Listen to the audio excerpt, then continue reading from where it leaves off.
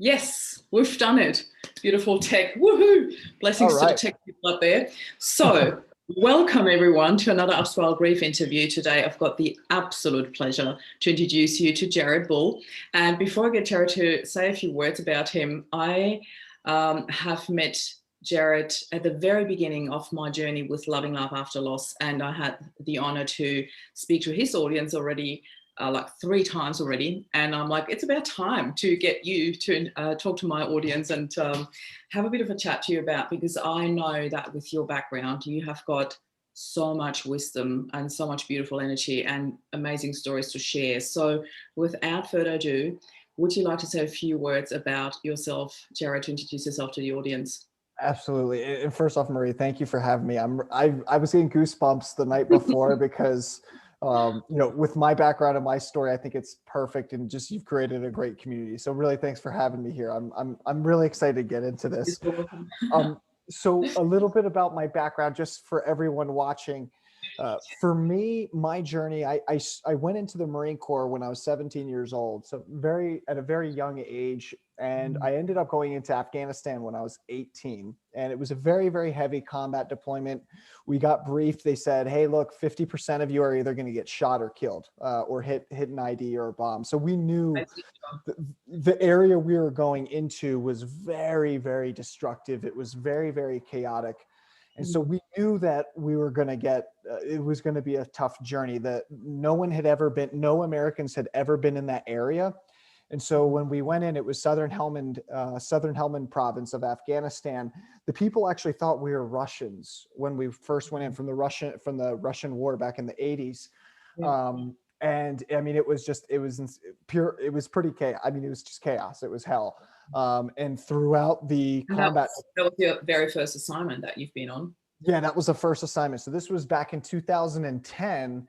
And we took their numbers were right. We were combat ineffective by the 5th month in, but we didn't have a choice. We had to stay there. And so we were living out of our packs. We were fighting by day, fighting at night as well. At one point, it got so bad that they actually stopped flying the supply helicopters to us because the area that we were in was so hot and we were always surrounded by the enemy, that they stopped flying the supply helicopters. And so we actually, at night, we'd have to sneak into people's backyards and steal their chickens for food. And we had to boil the water from the canal. So, I mean, literally it was like primal survival at its best for 7 months straight. And so that really dropped me into the survival space. And I lost friends around me, and really my kind of awakening into this other side of life happened. One of my friends got shot in the head next to me, and he died right away, totally died right away. And what happens when individuals die, at least my experience of it is consciousness itself expands off the body. And so he was next to me, and because he died right next to me, I had the consciousness of him expanded, and it expanded my consciousness, but I was still alive. I was still, embodied. And so what happened was I identified with the whole battlefield. I identified with me. I identified with my whole platoon. I identified with the enemy that I was shooting at, and it was all happening at the same time.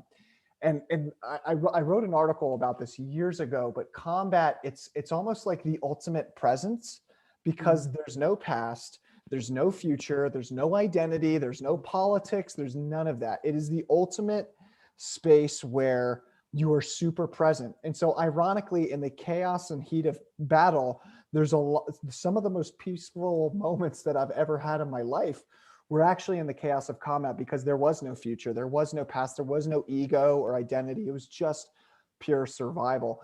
So that was really my first kind of, I guess, awakening into the other side. And then I got out in 2012 when I was 22. I went back to combat again a second time. That was more healing for me because we didn't actually have too much. There wasn't too much firefights and engagement. The area had calmed down a little bit.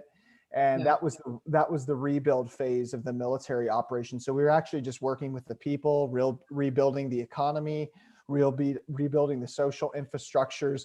So it was actually healing in a way, because I felt really bad after, in any military operation, there's clear, hold, build. You first clear, and that's just pure war, no matter what. You're fighting on people's roofs, you're fighting in their backyards. I mean, you're fighting everywhere. I mean, and that's just normal. That's just normal life. And then the second operation is hold, where you hold from the counterattack. And this can take over the course of 6 months to 2 years. And then the third phase is the rebuild. So the second deployment for me was a rebuild phase, and that was actually very healing for the heart. But then when I got out in 2012, that was when I guess you could say, like, my journey started into spirituality. The veil between life and death really thinned there. And that was when I had to do all the healing and the trauma work. And then I was really on a trauma healing journey from 2012 until I'd say about. Hold on. Yeah. This is going way too fast. I have a lot of questions there before we go into the healing. Okay, I'm sorry. First of all, like, I know, because the thing is, this is your story, you've lived it, it's you, it's part of you, it's a huge part of you. And I know for a fact, because we've spoken so many times now, that you've done an amazing amount of healing. But before we get there, like, all our viewers are going, wow, this is amazing. And like, all these comments are coming through. And hi, Heather. Hi, Chris. Hi, everyone. It's just the usual suspects, Hey, watching. guys. Really love. And hold on, there's a question as well from Christopher. If he can find peace in battle, he knows it's possible to be the same in what seems like the chaos of grief. Yeah, absolutely, Christopher. I had Christopher on here as well in an interview. He lost his son to suicide and went on to a journey of loving life after. That's how I actually found him, because our titles were so similar, and then we connected and had the most beautiful interview. And Chris has been amazing support in this group ever since. So I absolutely love his point of view here as well. Jared, I want to ask you a couple of questions before we go further into this, because first of all, the first thing that came up for me, because these are details that I haven't heard about you yet. And I knew roughly your background, but not in so much detail and what you have experienced. So when it comes to your first deployment, like, what you're obviously trained, you're obviously trained when you go, when you get sent out into war and into the battlefield. But what I want to know is, do they, if at all, prepare you for the emotional confrontation there? Right. That's a great question, Marie. No. And you can't. 17. What's that? You were 17 when you went there, yeah? Yeah, so 18. Yeah, I joined when I was 17, and then I was in war in 18. And absolutely not. You can get all what the military does is it trains you to operate under extreme amounts of pressure. Yeah. And that becomes normal. But the emotional aspect of it, no, absolutely not. I mean, this is where, I like the emotional resilience piece, because, every day you would have friends who would die. And you still had to get up and do what you needed to do. Like, okay, we got to go out there. We're going to get shot at. More people might die, but we still have to get up and do it anyway. And it taught me that, yes, we need to grieve. Yes, we need to feel the feelings, but that as human beings, we're incredibly resilient. Like, we are really incredibly resilient. I've seen miracles on and off the battlefield. And so what we're able to withstand as a human being, I think, is so much more greater than our current Western and modern psycho-emotional model gives us. Yeah.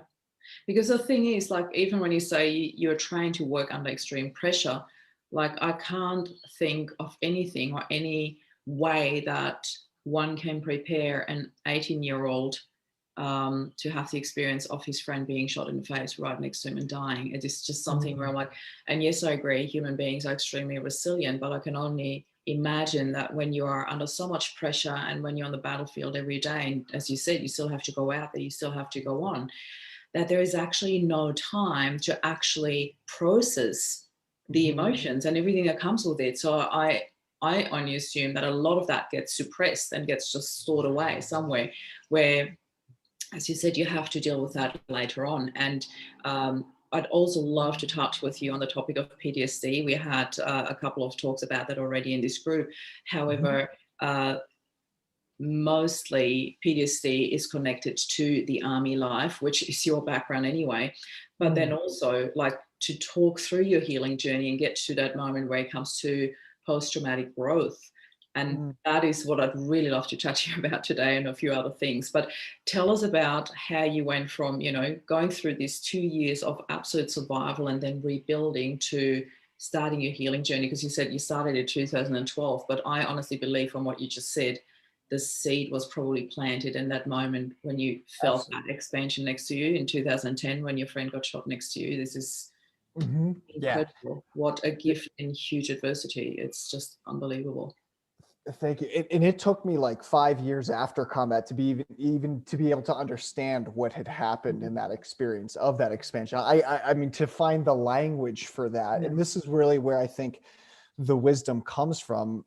So there's like 3 different conversational threads there. So I'll speak to all of them. The first one is yes, there's definitely a suppression, I think, of the feeling, but at the same time, I think it's the attachment to the feeling. Like there was times where I was crying in Yeah. combat, and there was times where I was angry and upset.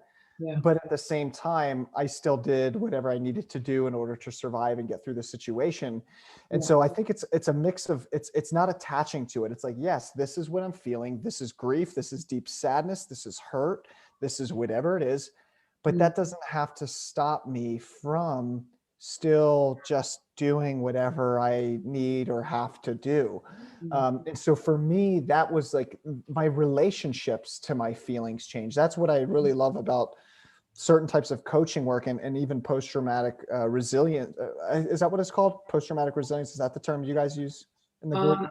I use the term post-traumatic growth, but it's both, like there's definitely the resilience, there's the growth that comes through it, because just being resilient doesn't necessarily mean that you actually grow through that as well. You might just, develop a certain amount of resilience to it, but often Right. that resilience also means a little bit of closing down or closing off or protecting ourselves, like wearing that shield rather than actually really growing through that experience. That's just, I'm not a trained psychologist or anything, but that's just my interpretation of it, that you can be resilient, but it doesn't necessarily mean that also says that you allow the growth to come through. So I really believe that's a step further. Yeah. So I'll use your guys' term for post-traumatic growth because we're thinking about it in the same way. I do believe that some people armor up. They armor up to defend themselves. Oh, I can't feel this emotion. It's too much. So I'm going to armor up. And I do see that. That's not what it is. We can shift and change our relationship to emotion itself. Like for me, anxiety or grief or sadness or whatever it may be, I still feel those things and I still feel them fully. I have no armoring. I mean, all that armoring just after, years of work in the healing journey, but my relationship to the emotions that I experience and how I act in those emotions is very, very different. Yeah. So I might experience deep sadness, like even like last night, like I'm running, my group programs and I got a lot of stuff going on and one thing goes wrong, 3 things go right, 2 things go wrong, 1 thing goes right. I had a moment where I was just looking out at the stars and I just cried. And I felt like, the overwhelm of everything. Like, oh my gosh, I'm running all these different things. But I just cried. And then I was like, okay, I'm good. Like, I'm going back to work. or even just crying and feeling sadness, like even in my sessions or something like this. Like there'll be times where I'm totally with the person and I'm feeling everything that they're feeling. And I'm sure you've had this moment as well too, Marie, where you cry, you feel it all, but you still just do whatever it needs to do. And this is why I think like the physical, I think our physical human experience, I look at it as an opportunity to grow our spirit.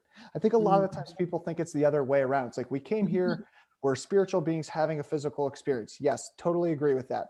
But I also think we came here to grow our spirit, to grow our ability to recognize truly how amazing we are as human beings, spirit living in the flesh, and what we're truly capable of. So whatever we've been through, whatever we're going through, yes, it may be hard. Yes, it may be a new feeling that you've never experienced before. It's safe to feel, and there is another side to it, and there is wisdom in the pain and in feeling the pain fully. And it doesn't have to stop you. And I think that's the difference between suffering and pain. I love that one sentence really, really touched me so deeply more than anything else. It's that it's safe to feel, that is the point where I believe that this whole post-traumatic growth really happens when you get to the point of it's safe to feel. I had a really beautiful chat to one of my clients just the other day, and she said something where she's, and that I really loved it. She said, I'm not working on feeling better. I'm working on getting better at feeling. And Oh, I that's great. absolutely I love it. love that. I was just Yeah. like, it's so beautiful, you know. Let me just read a couple of comments because they're just coming through like crazy, left, right, center, as we're talking here. My God, I have to scroll back a little bit. So all the beautiful people watching. So there's a lot of hellos and wows and good mornings and yes and agree. Thanks for having me, guys. I was so excited to have this conversation because I don't think this topic gets enough true wisdom. Yeah, absolutely. And Terry's like that expansion. I know how that feels too. Yeah, that veil between life and death. Yeah. Hi, Terry. I believe oh yeah. Have we said that already? I'm not really sure if we read that out already from Christopher again. I believe that if we open ourselves to it, we can feel that expansion. That is the release and relief of one's, comments keep coming through and then it goes away. Experience when they break free from the limits of the human condition. Absolutely. I believe that expansion of them is, oh yeah, that was a double up. And I think I I'm love the excited you're here, says Terry. Thank you, Terry. She's so beautiful. Maria, I love what he said about the human condition as well too. Like, I think that's it. I think we learn to get better with the human condition. Like we learn to accept and embrace the paradox of it, the chaosness of it, the craziness of it, all of it, the good, the bad, the ugly, and everything in between, and still just choose to move through it. We don't really have a choice. I mean, I guess we do have a choice, but like just choose life in all of it, all of it. All of it. In itself, I want to highlight that. Just choose life in all of it. Love it. Right. So, Jared, we've come to the point where, like, okay, 2012, you came out of it. That's when your healing journey started. And then you also said it took about 5 years to actually realize and find words for that expansion that happened when your friend died right next to you. Tell us a little bit more about how long did it actually take for you to leave the army? Tell us a bit about your healing journey, and then I'd like to go into what you do today. But let's just start with the healing journey. Where, like, how long before you left? Great question. So 2012 was when I left the Marine Corps, and I actually told the chain of command, I said I was done training. They wanted me to train the next young group of machine gunners because I was always in a leadership position, which was really hard for me. I mean, I just told the chain of command, I said, look, I'm not training anymore guys to kill other human beings, whether you think they're bad, terrorists, whatever, justice, like, doesn't matter. Like, I just didn't agree with it. So that was really hard for me to step up and out in that way because, the Marine Corps is a warrior culture and they associate, not doing your duty with the, that's just a no-no. Like they associate that with abandonment. If you tell the chain of command you're not going to lead men or train men, it's like, whoa, you're a traitor. So that was really scary for me, but they actually received it really well. Imagine, like 19, 20 at the time, 20. Yeah, so I would have been, 2000, so that would have been 22. I had just turned 22. So I just told them after that second deployment, look, I'm done. I don't believe in this anymore. My heart's not in it. And I'm not teaching other young men how to do this work. I don't believe in it anymore. It takes so much for that age to do that and stand up for your beliefs. That's amazing. Like, seriously. Thanks, Maria. It was terrifying, really, but unbelievable. I didn't feel like I had a choice, to be honest with you. I genuinely didn't feel like I had a choice. And so what I did was I told them that they were actually an amazing choice that you took there. What's that? And yet it was an amazing choice that you took there. Thank you. Yeah. Well, most guys self-destruct. Like that's what I was seeing my friends do around me. It's almost like everyone knew something was wrong, but it's like, how do you really speak to this? And I saw some of my friends self-destructing, and there was a lot of suicide. Like, I mean, since I left the Marine Corps, I mean, I've had 6 guys from my platoon itself commit suicide. So it's not just the casualties that you take on, off the battlefield. It's the ones you take, or on the battlefield. It's the ones you take off as well. And so I roughly are in one platoon, just so we get an idea of percentage. Yeah. So in one platoon, there's about 35 guys, and then a company, there's probably just about 280. And so we had a casualty rate of 50%. So that's about 100 guys. And then we had about 12 commit suicide since then. since we got back in 2012. But here's the really, here's, I think that the amazing part about it though is there's always like, this is the transformation process. One of the reasons why I have so much passion for this work, a lot of my friends, and I went through a moment of near suicide in 2014 because I was doing all the healing work. If those thoughts ever come, it's not actually wanting to commit suicide. It's that old part of you that's dying. Like it's that identity that you took on to survive that environment that's dying. It's no longer, it's like, you see, something shed its skin, like a snake shed its skin or something like this. It's the mental and the emotional casing that you built up around you to survive the environment that's dying. It's not actually you. But what happens is I think there's moments where people interpret that thinking and that feeling of suicide as I need to kill myself. But I don't think that's it at all. It's just that part of you that's shedding its old skin that allows you to survive that environment. It's no longer useful. It's as simple as, oh, I was out in the snow and now that I'm in my living room, I'm going to take off my boots. But in our mind, in our emotional experience, we make it so much bigger. This is real. And it feels big. It feels very real. It feels like I need to end my life. I need to end something, but it's just a letting go of the old part of you that no longer serves how life wants to continue forward. And if we can remember that in those moments. Yeah. Can I just ask you, because this is a very, very intense point for a lot of people watching this, because some of the people watching here have experienced loss through suicide. And I would love to know, and I understand that every case is different, every person is different, every death is different, and every reason would be different as well. I'd like to know from you though, Jared, in that moment when you said, that old part of you, that's the part that's dying, the part that doesn't serve the life that you have chosen to live any longer. So that is the part that dies off, that you let go of. However, how would you describe what made you survive through that and realize that was just a part of you that's dying and not all of you? Is it that your new self, your newfound, this is where I would like my life to go, I can't continue this path? Is that realization and the growth that has happened that made you strong enough to walk out and leave that part behind? Is it that people might have not experienced that growth yet, and that's why they crumble, and that's why they don't find that way out? Or how did you experience it in your? Yeah, that's a great question. So when I experienced it, I remember for me, when I was in that moment of suicide, that was 7 years ago. I remember I had the AK-47 on my lap and I loaded it and I was just thinking to myself, this is the end. Like, this is it. I'm done. This is the end.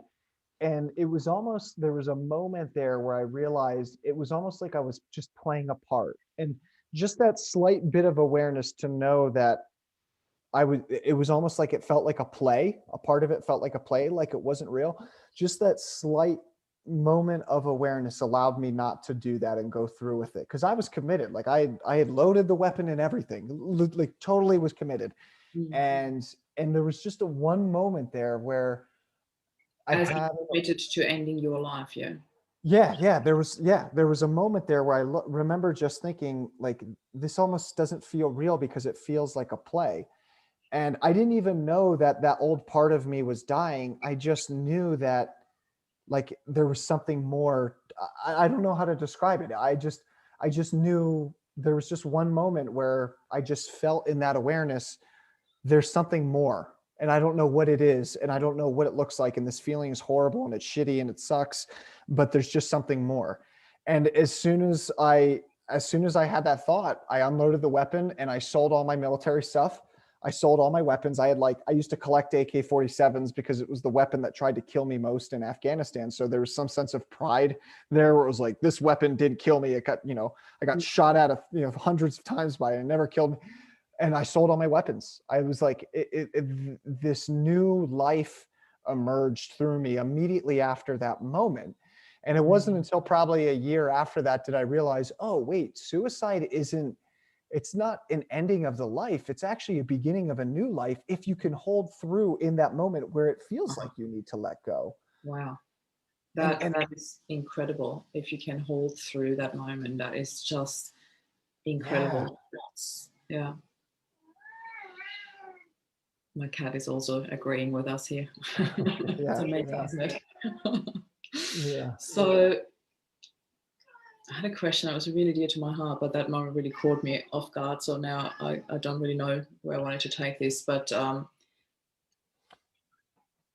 when did you actually realize that you're like, wow, there's something completely different. There's something so much bigger. How long did it take you from this moment of, okay, there's something else out there. I don't know what it is yet, but it's worth unloading my weapon for and not going ahead with this. Yeah. What happened after that moment? That's Tell a us. yeah, that's a great question. So in that moment, so I just lost my job. I was with a woman who I thought I was about to marry. I just sold my motorcycle to buy the ring, and we were going through the breakup. You know, Oh, so it was like motorcycle to buy a ring. to- That's big. right. It was like everything was just being shredded completely. Everything foundational, the relationship, the job, everything. Um, Huge shift.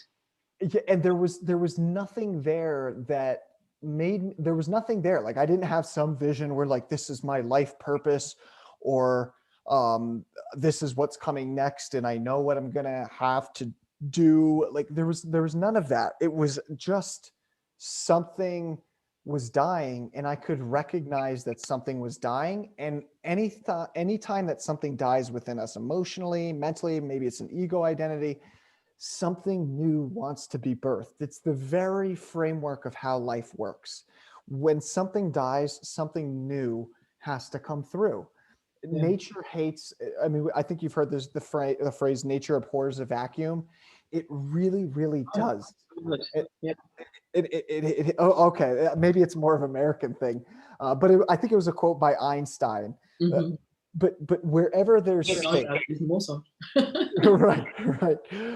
So I guess I didn't even know, like there wasn't any grand vision or this is my life purpose after this. It was just something was dying. I was aware that something was dying. For a brief moment, I thought I was supposed to die, and I thought I was supposed to kill myself because I couldn't see any other possibility. And for whatever reason, grace of God, I don't know, I just didn't do it. And as I didn't do it, immediately I just started selling all my military stuff, my clothes.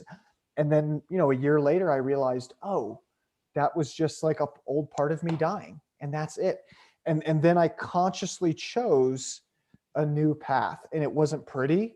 It was hard, it was messy, it was uncertain, there was a lot of instability, but I consciously chose that. Mm. And that's where we have to go as human beings, is no matter what we've been through, no matter what trauma, no matter what we've seen, no matter what we've had happen in our life, no matter what we've created, no matter what we've killed and destroyed, there's always something more that wants to come through us if we allow it, and it's always there, and it's always on offer. Like for me, even when I'm working with individuals, I always just try to see, what is it that wants to stream through this person from the infinite expression of consciousness. Yeah. How does life want to move through this human being next, and Yeah. hold space and facilitate that. And so wherever the audience is at, wherever you guys are at, whoever's watching, I just encourage and invite you to, wherever space you're at, know that there's always something that wants to emerge through you.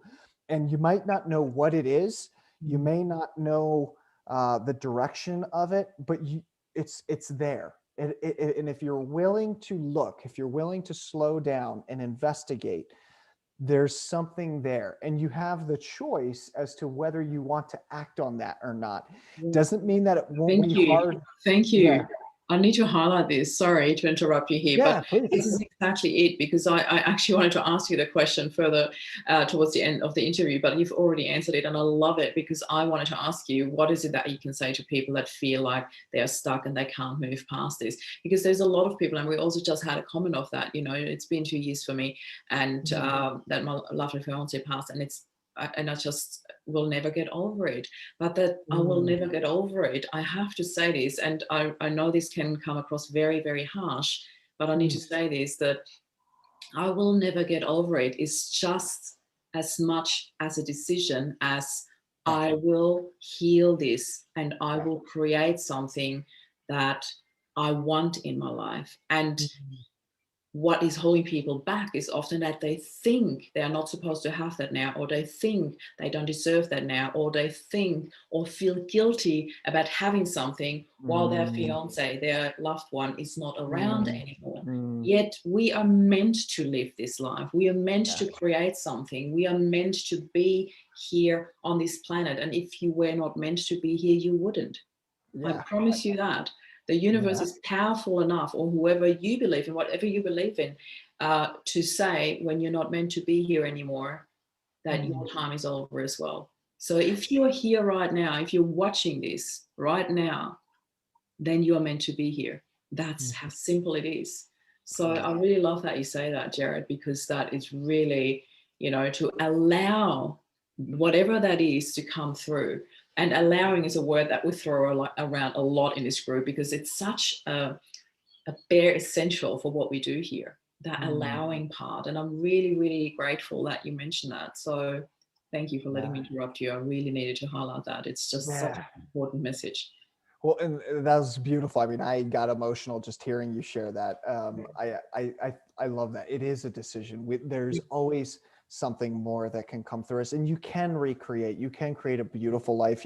For me, I had survivor's guilt for years that I didn't even realize, and it manifested in different ways. Like for me, it actually manifested as I have to create the most perfect life ever in order to honor all my friends who didn't have that opportunity. And I didn't even know that. Like that was an emotional burden that I wore on my shoulders for years, probably until 2016, where I realized, wait, I'm not actually living for me. I'm living for my friends. Like I was always trying to have this perfect life on the outside, because if it didn't seem that way, then I would be dishonoring their deaths. And so survivor's guilt itself can express itself in many ways, but you are worthy of more life. You do deserve more creations. That is why we're here. And if anything were on offer for your life, what would be that next thing that would move the needle, even if it's just a tiny, tiny bit? What would be that next thing that would move the needle just a little bit more? And then you'll see that'll catch fire, and then it'll move it even more. And then it'll move. Like for me, it was doing the transformational work that I do now. And I found a lot of meaning in it.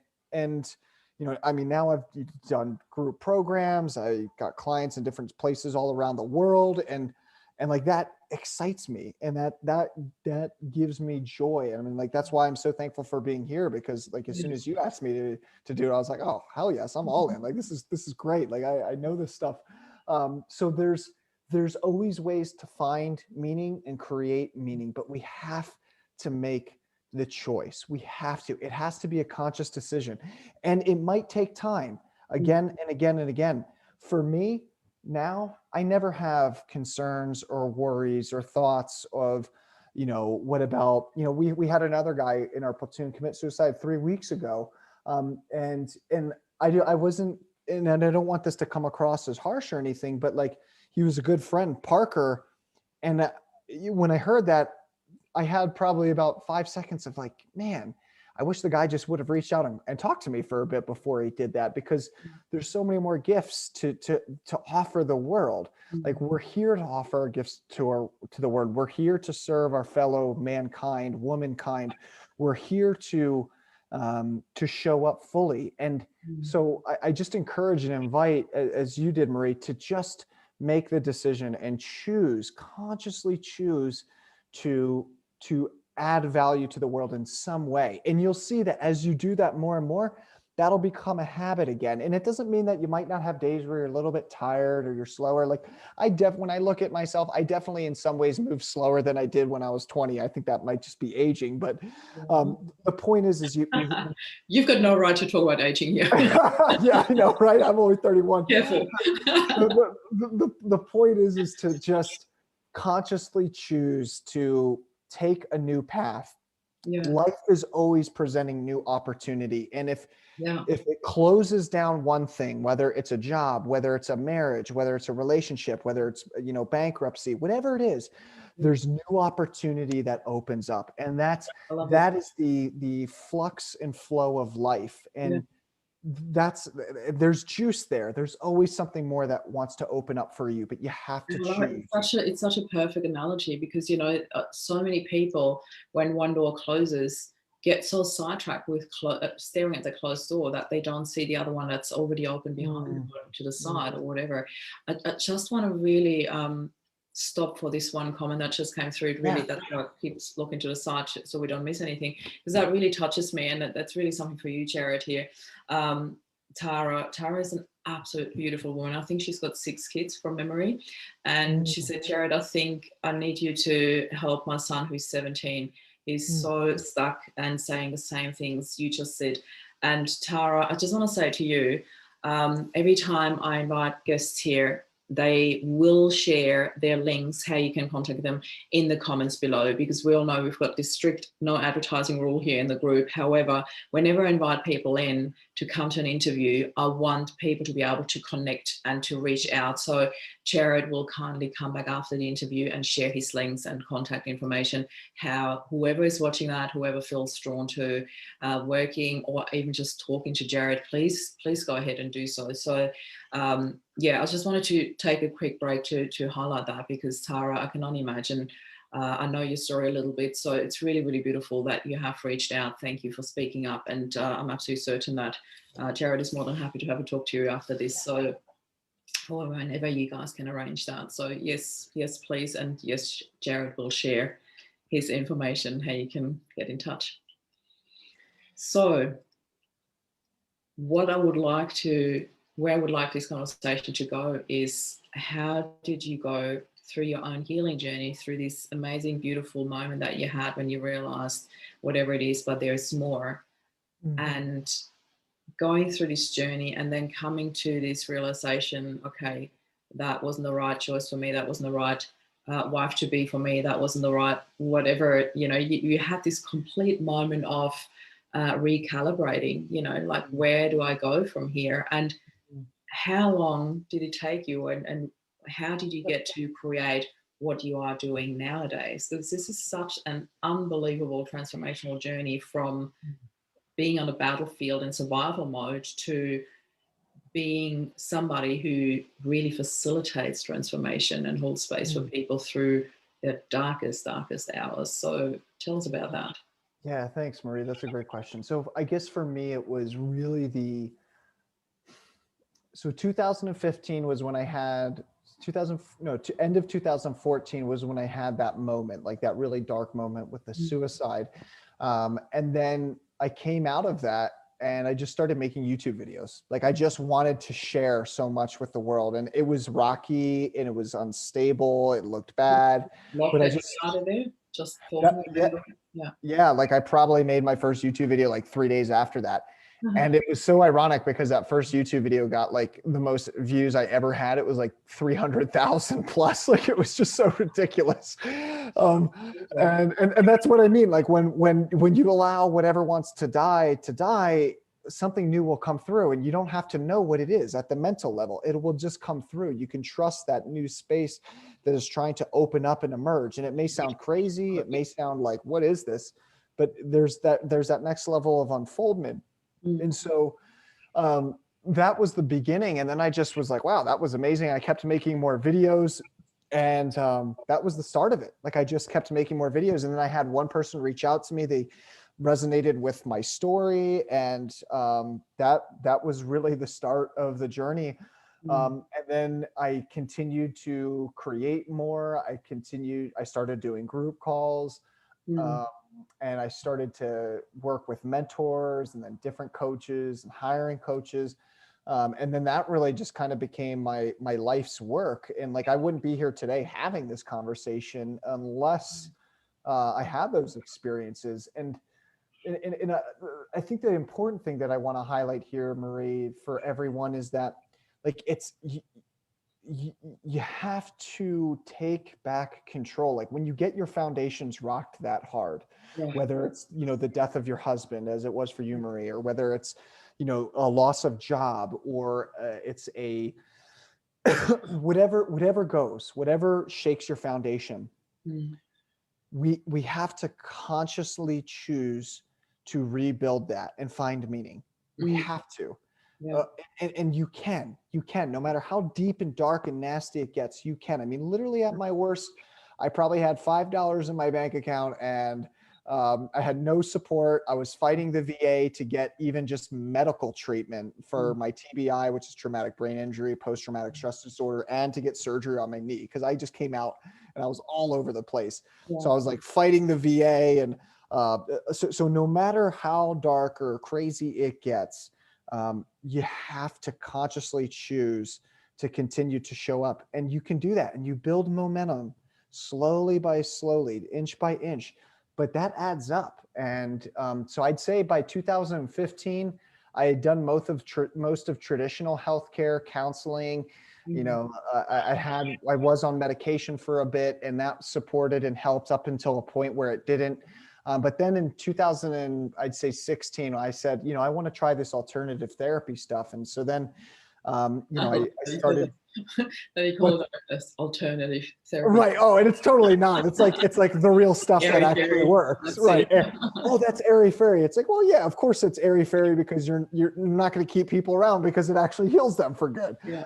So then that was when I started doing cranial sacral work. I started doing yoga. I started doing fascia work, myofascial release, all these other alternative therapies, and that they were just amazing. It really allowed me to heal in quicker ways. And I felt better. But I had to consciously choose my path and how I wanted to create it. And that's the fun thing about this, is because eventually you get to a point where you realize your entire life is created. Like you walk the path. There's a path for everyone, and you can take breaks off the path.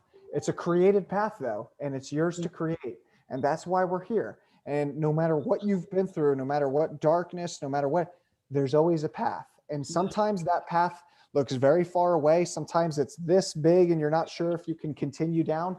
You can take a break and step off to the side, but then you get back on the path and you continue to walk. That's what it means to be a creator. That's what it means to be a human being. And in my line of work, I always talk about getting grounded in the unknown and getting grounded in the uncertain.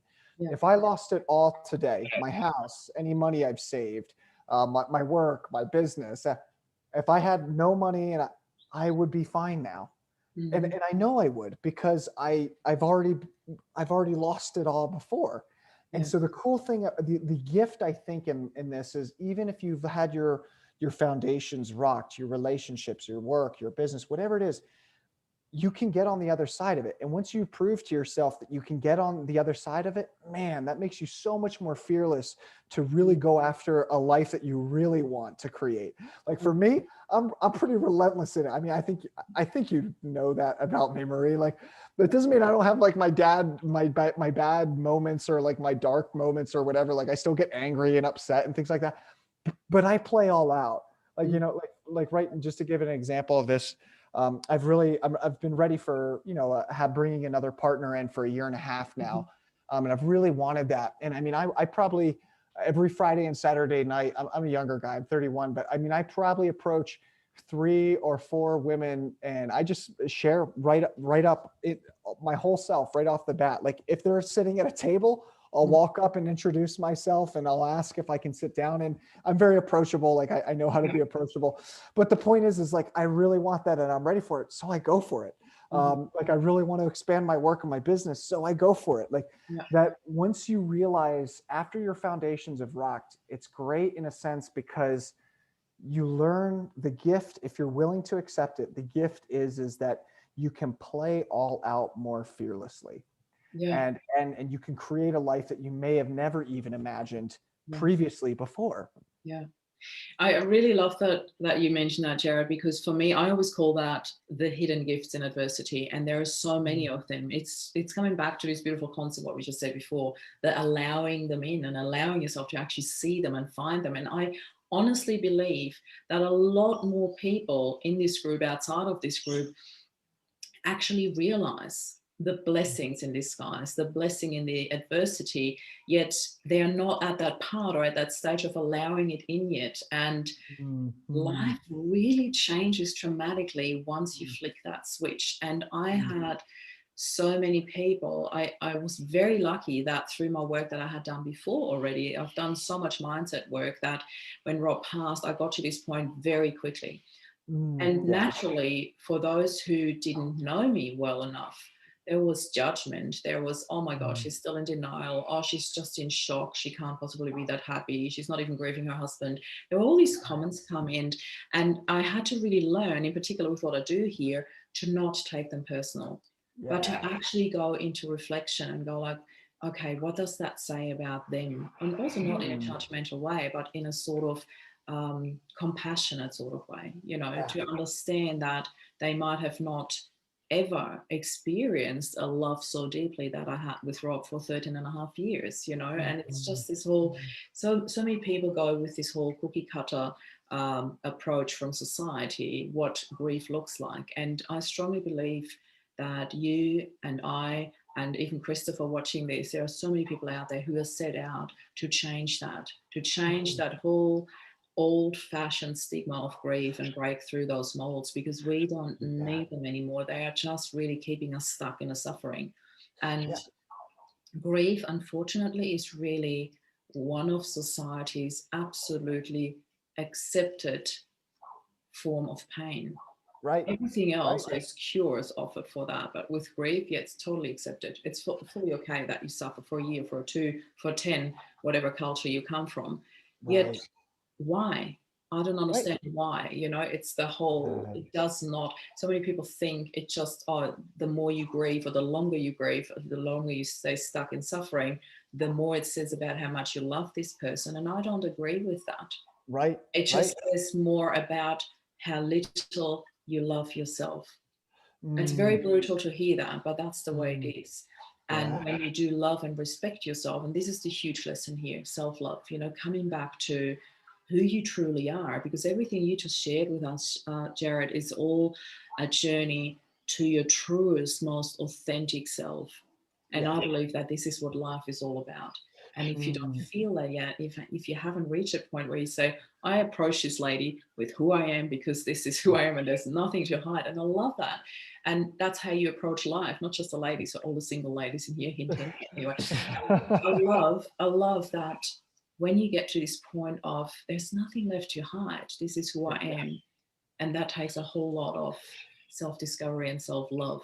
And you've done so much of that for quite a young age. So it's just unbelievable and such a blessing how far you've come so quickly in your life. So thanks, Marie. And I love what you said there. Just to add and piggyback to it, I really, like, it doesn't mean, I don't want people to think that it doesn't mean there might not be bad days or bad moments or slow days or times where you're like, oh, I don't want to do this, or I don't want to get, it doesn't mean that. It just means that there's always more for you to do and create. Like, I still have my slow days. Like, you know, yesterday morning, I just didn't want to get up. I was like, I still don't want to get up. I probably honestly slept for like 11 hours. Now I've been working more, but I slept for 11 hours straight. Oh yeah. It was like, I just slept. I just needed it. I needed it because I was, you know, creating so much, but I was like, it was so great. Like, I just gave that gift to myself. I would have never given that gift to myself years ago. It would have been like, I got to do this,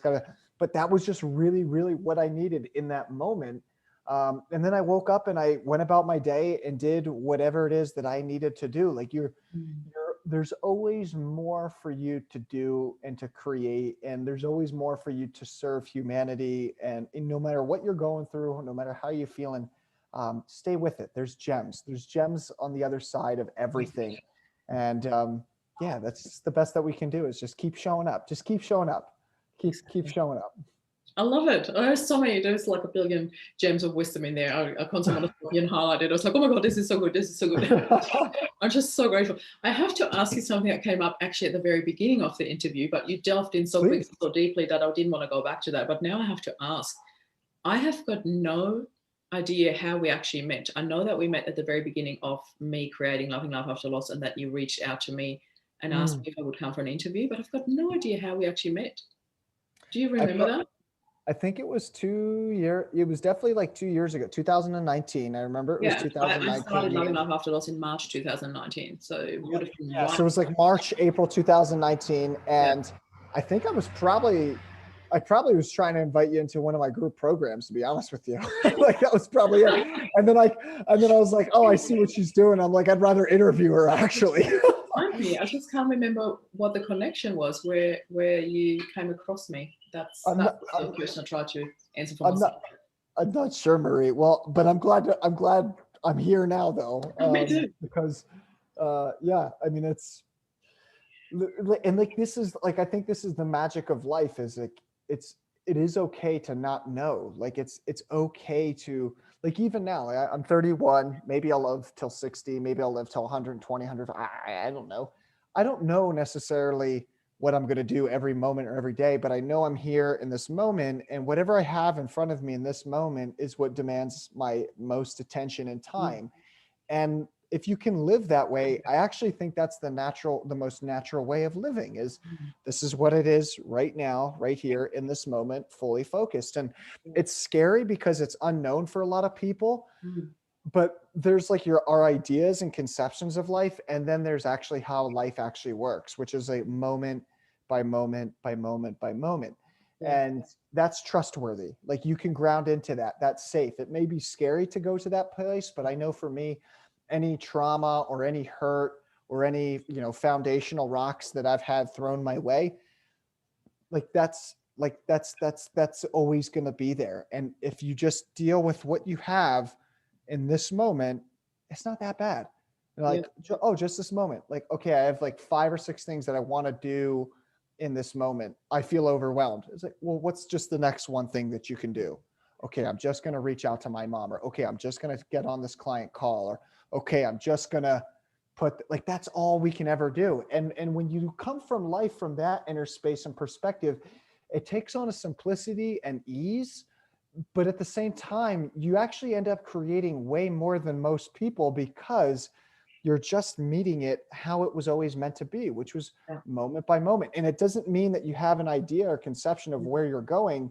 It just means that you're meeting it moment by moment, and that's trustworthy. And if you can ground into that and find security in that, you'll be unstoppable, because that's real. Like that's I think when the Buddha talks about the groundless ground, like that's what it is. It's the groundless ground. It's moment by moment. I have no idea what's going to happen next. I have no idea what life is going to throw at me. Maybe it'll throw at me death. Maybe it'll throw at me, I don't know, divorce, bankruptcy, whatever it is. I don't know. But it's you have the ability, no matter how extreme, to deal with the next moment, guaranteed. And if you can rely on that, because that's our true nature, it's that flexibility, that adaptability, that creativity, that's who we are at our core. If you can learn to trust that, that is the most secure. Like you'll be able to be secure anywhere you go, in combat, bankruptcy, divorce, whatever it is. Because frankly, at this point, I've experienced all of that. So we'll see what else life has to throw at me. The point is I just, love it. yeah. I love it so much, and not just me. Like Shalina is like this. This interview is excellent. I'm loving the message here. There's so much life in this interview. Yes, like everybody's just absolutely loving the messages, and I really do too. I was so looking forward to this interview with you. And I know we're almost at the end. This went way too fast today. I can't believe we're almost at the end of an hour. But there's one question that's been on my mind all the way through while listening to you. Did you ever have a moment in this whole, during being on the battlefield and then the years after, and when you went through your healing journey and in depressing that compressed, suppressed emotional state that you've been building up over the years there, have you ever had a moment where you ask yourself, why me? Why did I survive? I got shot at so many times and I did not get killed. How come? Did you ever ask yourself that question? Oh, absolutely. And I think that's a very common question for people to ask. And you can get caught in that pattern I've seen people get caught in it for the rest of their life. there was times where, I had my friend die next to me. I stepped on an IED and it didn't go off at one point. That happened twice. Wow. And I don't have some grand narrative of like, it was meant to happen or it was meant to be that way, or this is my purpose. And you don't need to, in order to continue on with your life. I don't like life isn't about why, it's about will, like willingness. Yeah. Like I can, let's say a pizza falls in front of me. I can look at the pizza and say, why did someone forget this pizza here? It looks so good. Why was it meant for me? Should I take it? Should I eat it? Why? And I can like philosophize and ideate over it, for the rest of your life. Or I can say, damn, that looks like a really good pizza. I don't know where this grace came from. I'm going to eat the whole thing. I'm sure some of you, if anyone's caught up in that spiral where like, why did this happen to me? Or why did this happen? Or what should I do next? Or, because those are all normal questions when you've experienced extreme amounts of trauma. I encourage you and invite you to step into a place of no longer asking why, and because that's what we want to do. Our brain wants to make sense of it. Yeah. And just ask yourself, what can I do next? Or what am I willing to do next? Because that's the question that gets you involved in life. Yeah. Life, one of the things that I loved about combat is, like I said this in the beginning of the interview, there's no thought. There's no thought in combat. You don't have time to think. You don't have time to, I don't like you because, of this reason. No, like it's just pure survival. You're totally in connection with life. And with that, there's a sense of peace. And that's why some of my most peaceful moments were in combat. And if you can live from that space, you can create so much in the world and do so much more than you ever anticipated. So I just encourage you to, if you're asking why, or if you're asking, what's next, or, any of those questions that you can get caught up in, I just invite and encourage you just to choose. That's all it takes, because that's all life is. It's just a choice. I'm going to choose to do this next, and I'm just going to do it anyway. And then you might like it, you may not like it, and then you can readjust and readapt and change it. But life is just about choosing. And I encourage anyone who's caught in that mental pattern, because I know I lived there for years, just make a decision and just choose life, and it's okay. You might not know if it's the right decision. You might not know if it's the wrong decision. Life isn't about right or wrong. It's about choice. And so just choose and get involved and watch yourself be created by life in a really cool, beautiful way. Thank you so much. I really love it. I also want to clarify, because I understand that a lot of people, in particular when it comes to grief, get onto this downward spiral. And I agree, it is a downward spiral. That why did this happen to me? I was very lucky that I have not once asked myself that question after I passed. Why him? Why did it happen? I just knew instantly. It was such a deep knowing that this was part of our journey.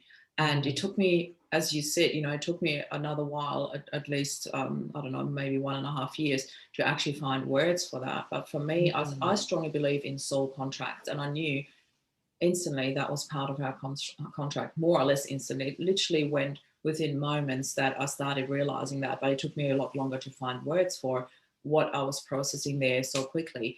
And what I actually wanted to know was not, if you ever ask yourself a downward spiral, why, but it was more the gratitude why. Wow, why me? Why did I survive that? It was more like the being gratitude for being gifted your life over and over again by not being hit in the battlefield.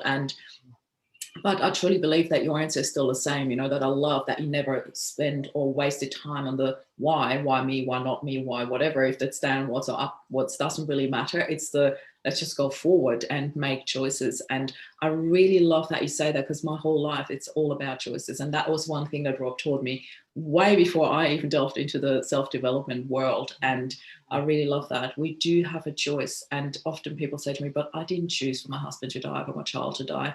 I agree with that. You probably didn't. And, when you take it really further into the spiritual world, maybe some part of your house, but I'm not even going to go there. It's we have the choice of how we respond to it, what we make of life right now. And it brings it back to what you said so beautifully. We have the now. And that's exactly what we have. And I just absolutely love it. It's, for me, it's this whole loving what is, you know, getting into this space of loving what is and what do I do with this. And when we ask ourselves what, it becomes creative. We go into creation, we do something. If we ask ourselves why, it stops, and we can literally what you just said. I really love it. I love having had you here. Is there any final words that you would like to conclude this interview with? I was talking to you. Yeah, thanks for sharing that, Marie. Final words. I love this because I always ask the people on my YouTube and the interviews, like, if you had 10 seconds to live, what would be the last thing that you say? I think I would just say. I'm just kidding. Just your everything. It's very sobering.